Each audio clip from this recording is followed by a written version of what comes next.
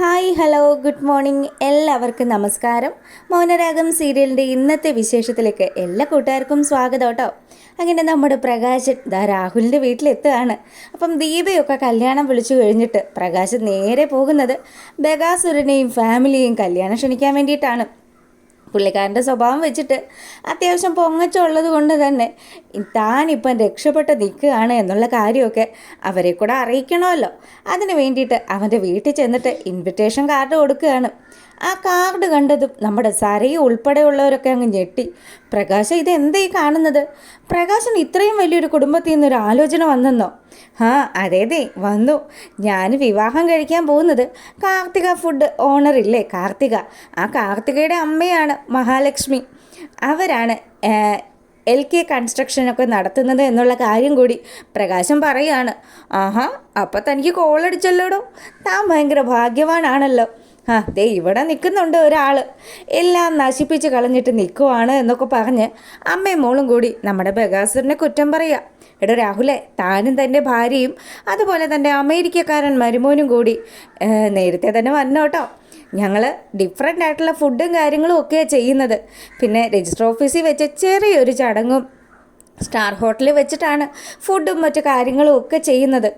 എന്നാലും പ്രകാശൻ അങ്ങ് രക്ഷപ്പെട്ടല്ലോ എന്നുള്ള ആ ഒരു കാര്യം ആലോചിച്ച് നിൽക്കുകയാണ് നമ്മുടെ ശാരി. പ്രകാശം പോയതിന് ശേഷം ശാരിയും സരയും കൂടി കണ്ടില്ലേ അച്ഛാ, എന്തുമാത്രം ക്രൂരതകൾ ചെയ്ത പ്രകാശനാത്. ആ പ്രകാശൻ രക്ഷപ്പെട്ടു, എന്നിട്ട് അച്ഛനാണെങ്കിൽ ഇപ്പോഴും ഇങ്ങനെ തന്നെ ജീവിക്കുകയാണ്. ഇനിയിപ്പം എന്ത് വേണമെങ്കിലും പറഞ്ഞോ, ഞാൻ ഇനി വേറെ കല്യാണം കഴിക്കണമെന്നാണോ നീയൊക്കെ പറഞ്ഞു വരുന്നത്? എന്തായാലും നടക്കേണ്ട കാര്യങ്ങളൊക്കെ നടക്കുമല്ലോ, താൻ പോയി എവിടെയാന്ന് വെച്ചെന്ന് കയറണമെന്നും പറഞ്ഞ് ശാരി ദേഷ്യപ്പെട്ട് അങ്ങനെ നിൽക്കുമ്പോഴത്തേക്കിനും നമ്മളെ കാണിക്കുന്നത് നമ്മുടെ കാർത്തികയാണ്. കാർത്തിക പ്രകാശൻ്റെയും അമ്മയുടെയും മനസ്സിലിരിപ്പൊക്കെ മനസ്സിലാക്കി അവിടെ അങ്ങനെ നിൽക്കുകയാണ്. അപ്പോൾ പ്രകാശനാണെങ്കിൽ അമ്മയോട് പറയുന്നുണ്ട്, അമ്മേ ദേ ഞാൻ ദീപയെയും അവളുടെ വീട്ടിലും അതുപോലെ തന്നെ അപ്പുറത്ത് പോയിട്ട് നമ്മുടെ ബഗാസുരനെയും ഒക്കെ കല്യാണം വിളിച്ചിട്ടുണ്ട്, എല്ലാവരും കാണട്ടെന്നേ. ഈ പ്രകാശൻ നന്നാകുന്ന ആ ഒരു കാഴ്ച എല്ലാവരും കാണേണ്ടത് തന്നെയാണ്. എന്തായാലും അതും എനിക്ക് സന്തോഷമുള്ള കാര്യമാണ് മോനെ. അപ്പോൾ ഇവർ വർത്തമാനം പറയുമ്പോൾ കാർത്തിക അവരുടെ ഒപ്പം ചെല്ലുകയാണ്. കാർത്തിക ചോദിച്ചു, അച്ഛാ എന്തായി, കല്യാണം വിളിയൊക്കെ ഇവിടം വരെ ആയി? മോളെ കല്യാണം വിളിയൊക്കെ തകൃതിയായിട്ട് നടക്കുന്നുണ്ട്.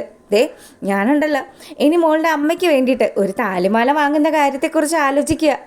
ഞാനും അമ്മയും കൂടി അത് സംസാരിച്ചു കൊണ്ടിരിക്കുകയായിരുന്നു. അതിനെന്താ വെച്ചാൽ താലിമാല വേറെ വാങ്ങിക്കുന്നത്? അത് ഞാൻ വാങ്ങിത്തന്ന ഒരു മാലയുണ്ടല്ലോ, അത് പോരെന്ന് ചോദിക്കുക.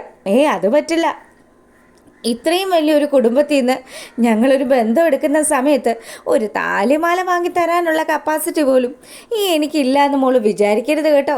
അച്ഛാ അതിനെന്തിനാ അച്ഛാ നമ്മൾ തമ്മിൽ പൈസയുടെ വല്ല കണക്കും പറയേണ്ട ആവശ്യമുണ്ടോ? അച്ഛനറിയാമല്ലോ ധാരാളം പണം എൻ്റെ കയ്യിലും ഉണ്ടെന്ന്. അങ്ങനെ പ്രകാശൻ നേരെ പോവുക നമ്മുടെ രാജപ്പൻ്റെ അടുത്തേക്ക്.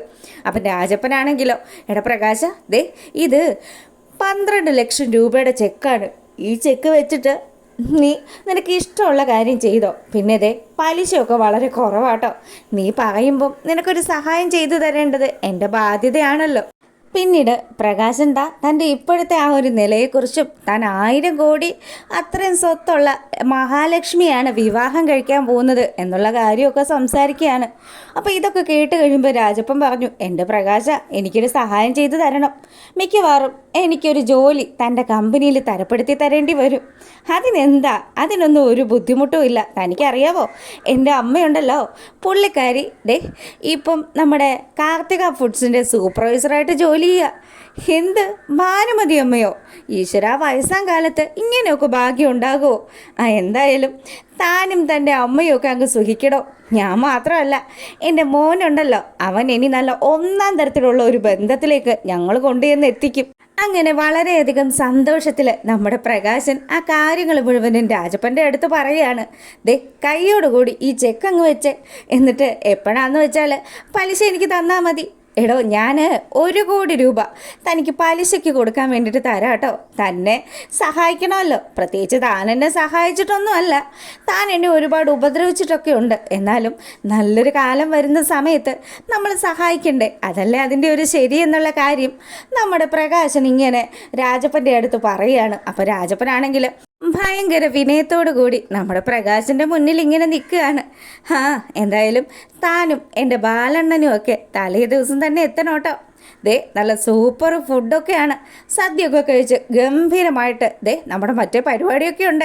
അതൊക്കെ കഴിഞ്ഞിട്ട് താൻ അങ്ങ് ലാവിഷായിട്ട് പോയാൽ മതിയെന്നൊക്കെ പറഞ്ഞ് ആ കിട്ടിയ ചെക്കും കൊണ്ട് അമ്മയുടെ അടുത്തേക്ക് വരികയാണ്. അപ്പോൾ ഭാനുമതി അമ്മ എന്തൊക്കെയോ കുറച്ചുകൊണ്ടിരിക്കുകയാണ്.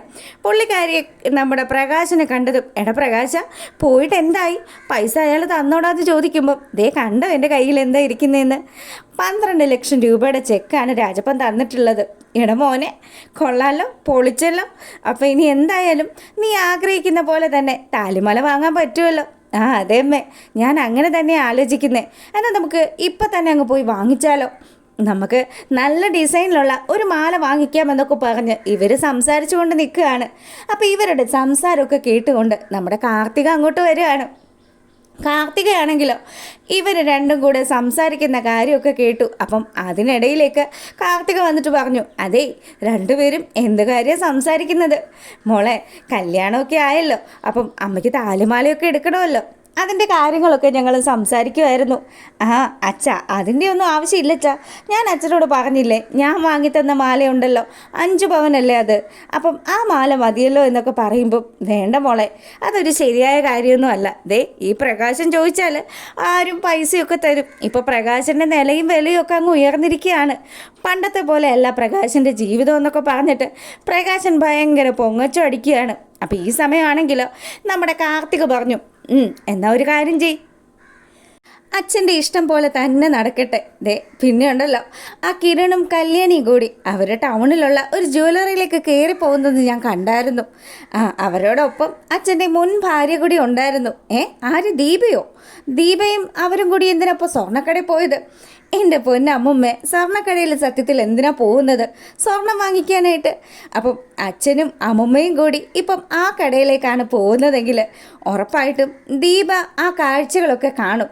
എൻ്റെ അമ്മയ്ക്ക് വേണ്ടിയിട്ട് വില കൂടിയ സ്വർണ്ണമാല അച്ഛൻ വാങ്ങിക്കുന്ന ആ ഒരു കാഴ്ച. അച്ഛൻ്റെ അടുത്ത് പൈസയൊക്കെ ഉണ്ടല്ലോ അല്ലേ? എൻ്റെ മോളെ നീ എന്താ എന്നെക്കുറിച്ച് ധരിച്ചിരിക്കുന്നത്? എൻ്റെ കയ്യിൽ പൈസയുണ്ട്, ദേ കണ്ടില്ലേ 12 ലക്ഷത്തിൻ്റെ ചെക്കാണെന്നും പറഞ്ഞ് പ്രകാശൻ ആ ഒരു ചെക്ക് എടുത്ത് നമ്മുടെ കാർത്തികയെ കാണിച്ചു കൊടുക്കുക. അപ്പോൾ കാർത്തിക ഇങ്ങനെ ഉള്ളുകൊണ്ട് ചിരിക്കുക. താൻ നല്ല കടക്കണിയിലേക്കാണോ പോകുന്നത്? എന്തായാലും കാർത്തിക അവിടെ ഇങ്ങനെ ചിരിച്ചുകൊണ്ട് നിൽക്കുമ്പം അല്ല മോളെ എന്നാൽ കുറച്ച് നേരം ഒന്ന് വെയിറ്റ് ചെയ്യും മോനെ, നീയും കൂടി വാ ഞങ്ങളുടെ കൂടെ എന്നും പറഞ്ഞ് കാർത്തികയെ നിർബന്ധിക്കുകയാണ് നമ്മുടെ അമ്മുമ്മ. അപ്പോൾ കാർത്തിക പറഞ്ഞു, ഇനിയിപ്പോൾ നേരമൊന്നുമില്ല, അമ്മുമ്മ ഈ ഇട്ടിരിക്കുന്ന സാരി തന്നെ നല്ല സൂപ്പറാണല്ലോ, ഈ സാരി ഉടുത്തുകൊണ്ട് പോയാൽ മതി. അല്ലെങ്കിൽ നിങ്ങൾ ഇവിടുന്ന് പോകുന്ന സമയത്ത് അവർ ചിലപ്പോൾ പോയാലോ പിന്നെ ഒന്നും കാണാൻ പറ്റത്തില്ലല്ലോ. ഈശ്വരനായിട്ട് തന്നെയാണ് ഇങ്ങനെയുള്ളൊരു അവസരം കൊണ്ടെത്തിച്ചിരിക്കുന്നത് എന്നൊക്കെ പറഞ്ഞ് രണ്ടിനെയും തള്ളിവിടുന്ന കാർത്തികയെ കാണിച്ചുകൊണ്ടാണ് ഇന്നത്തെ വിശേഷം.